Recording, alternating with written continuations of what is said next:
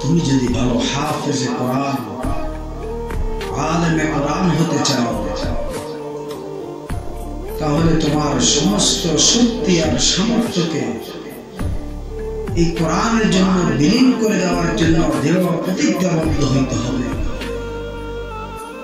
যদি তুমি দৃঢ় প্রতিজ্ঞাবদ্ধ হতে পারো, তাহলে একদিন তুমি কোরআনে হাফেজ হইতে পারবে ইনশাআল্লাহ। হে তালিবে ইলম, তুমি যদি হাফেজ হইতে চাও, তুমি তোমার দিল ও দিমাগকে এক করো, তুমি তোমার চক্ষুকে অবনত করো, তুমি তোমার অঙ্গ প্রত্যঙ্গকে টাইট করো।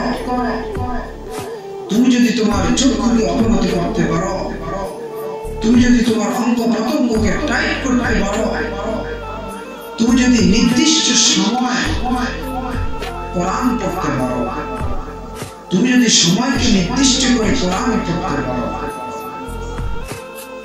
তাহলে তুমি এক সময় বিজয়ী হইবা, নফস শয়তান পরাজয় লাভ করবে।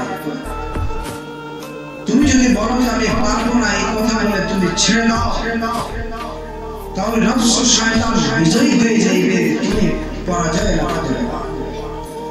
তুমি পরাজয় লাভ করার মতো ব্যক্তি নয়, তুমি তো খালিদ বিন ওলীদের উত্তরসূরি, তুমি তো শাহজালাল ইয়ামানের উত্তরসূরি। তোমার ভিতরে সেই হুঙ্কার থাকতে হবে, তোমার ভিতরে সেই সাহস থাকতে হবে, তোমার ভিতরে সেই চেষ্টা এবং মেহনত থাকতে হবে। তাহলে একদিন